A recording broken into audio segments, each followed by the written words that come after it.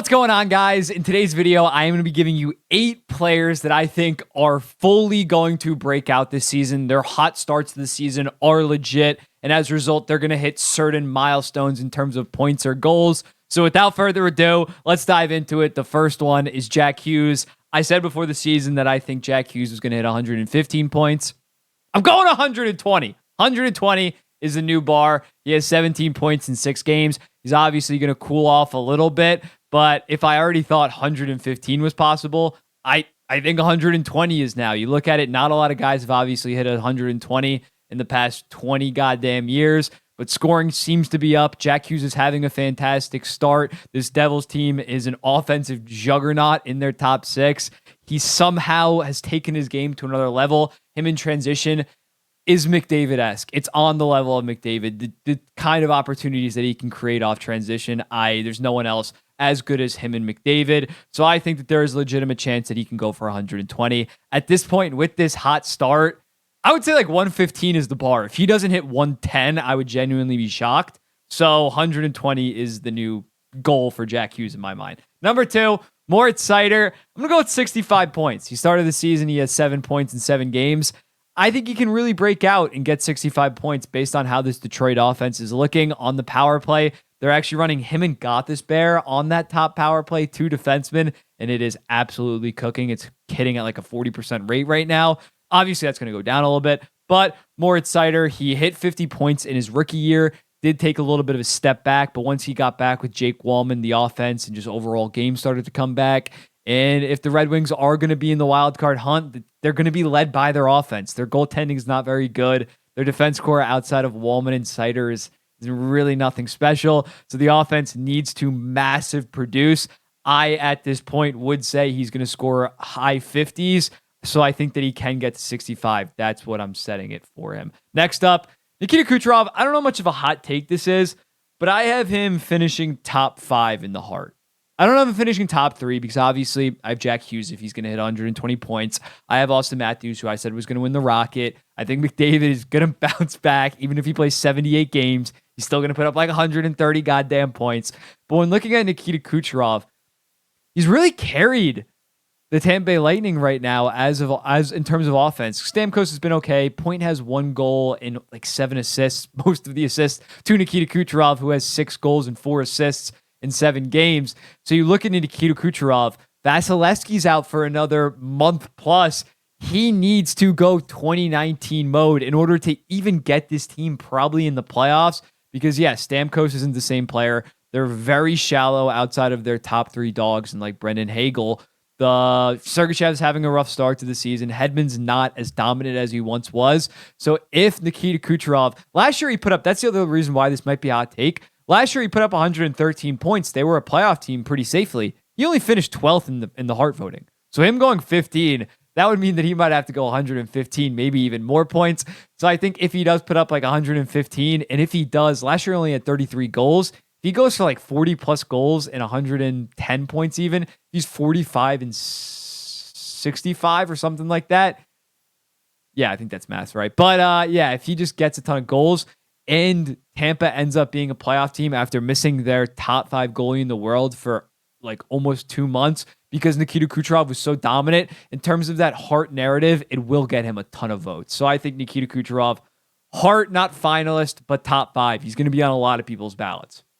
Next up, Joel Eriksson Ek will fully break out, finish with above 70 points, as well as finishing top 5, maybe even being a Selke finalist. In a weird way, him producing more on offense is going to help his Selke case, even if he's slightly worse defensively, which he's been Selke level the past 3 years or so. But they like their guys that can play defense, but also can put up a ton of points.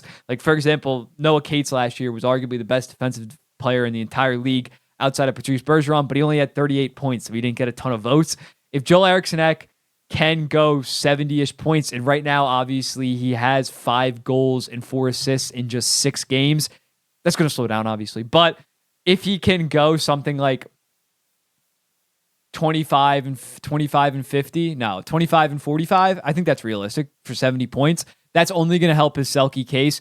And if he goes 70 points in Selke finalist, that will solidify him as a legit top 20 center, like I've been saying for years, which I would love to say because he is a doppelganger. Next up, Seth Jarvis will fully break out and put up above 65 points. I'm getting Martin Necas vibes from him. Martin Necas had a good rookie year, had a bad sophomore year, then blew up for 70 plus points. Seth Jarvis, very good rookie year. Second year was not as bad as Necas' second year, but it was definitely disappointing. He's starting off strong. He currently has 7 points in 7 games. And the thing with Seth Jarvis was that rookie year, very impressive. His underlying numbers stayed about the same and honestly improved that second year. The problem was he couldn't finish for the life of him. He finished with 14 goals last year. That probably should have been mid-20s based on the opportunities that he was generating. He's such a just good two-way player. And on that Carolina team that is going to need some offense until Svechnikov gets back, he's in a more of an elevated role, and he's obviously getting better. He's only 21 years old. So I think Seth Jarvis really breaks out and gets to that 65-point mark. It wouldn't shock me if, like in Necas, he gets low 70s. Next up, Nick Schmaltz is an 80-point player if he stays healthy. This isn't that much of a hot take, because when you look at Nick Schmaltz the past 2 years, played 63 games both years, finished with 58 and 59 points. He's sneakily near point per game, in part because he does play with Clayton Keller, but he is a very underrated player in my opinion. And if he keeps it up on a Coyotes team that seems to be much improved, the Hayden Keller Schmaltz line is killing it again. They have a 54% expected goals rate. That was 57 last year on not that good of a Coyotes team.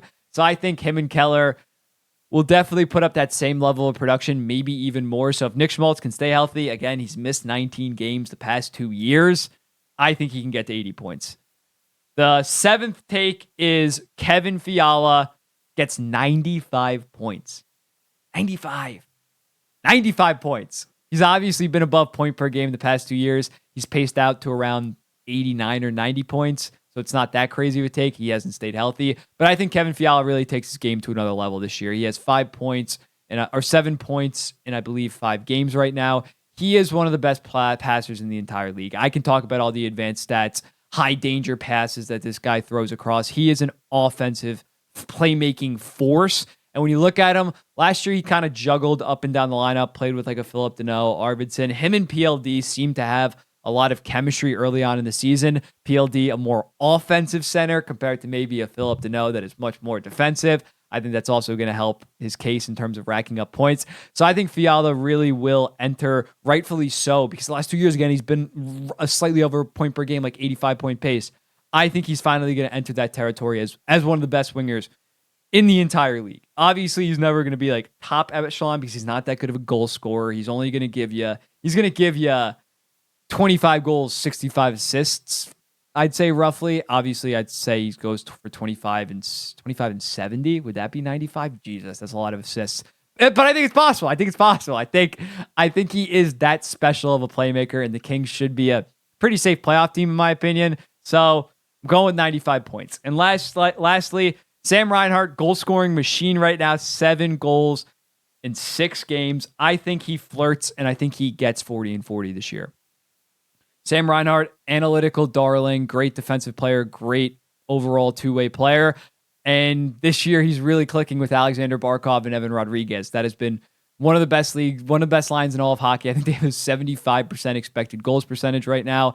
And yeah, he's finding a little bit of a goal scoring bug right now. Last year he was an okay goal scorer. He had 31 goals. Previous year he has 33. So he has like a bar of low 30s. So in a career year, I think he can easily hit 40, especially if he's playing with a guy like Rodriguez and Barkov that are more so pass first players. He's definitely the go-to goal scorer. And when you look at it, Barkov last year, he set up Verhaeghe for a 40-goal season. So I think he can definitely do the same with Reinhart as Verhaeghe went down. Now I believe Verhaeghe plays on the Tkachuk and Bennett line. I could be wrong with that, but if Reinhart stays with Barkov, I think that looks really good for him, and I think he can take that next step and be that elite first-line winger. He was point per game 2 years ago when the President's Trophy winning Panthers were out of control offensively. I don't think they're going to be that good offensively again, but I think Reinhart really has taken his game to another level, and especially it is a contract year for Sam Reinhart, so that's a little bit of added juice. If he gets 40 and 40, he automatically becomes like an $8+ million player. I think right now he's arguably worth $8 million. But if he gets 40 and 40, he's a no doubt 8.5. If William Nylander ends up getting 9.5, Sam Reinhart's getting low 8s. That's a guarantee. But yeah, those are my 8 takes. Jack Hughes, 120 points. Seider, 65. Cooch, top 5 in Hart, sneaky top 3 pick. 70 points in Selke finalist for Joel Eriksson Ek. Seth Jarvis, 65 points, maybe even 70s. Foley breaks out. Nick Schmaltz hits 80. Kevin Fiala hits 95. And then Reinhart goes for 40 and 40. Let me know in the comments, though. What do you think about these hot takes? Which ones do you kind of agree with? Which ones do you disagree with? These aren't going to age 8 for 8, obviously, because they're hot takes. These are career years that these guys would have to have, and pretty massive career years. But if I get 2 of these, I think I'd be happy. I'd be elated if I get 3 of these because they are pretty outside of the box. But let me know in the comments how many you think I'm going to get, and I'll be seeing you guys in the next one.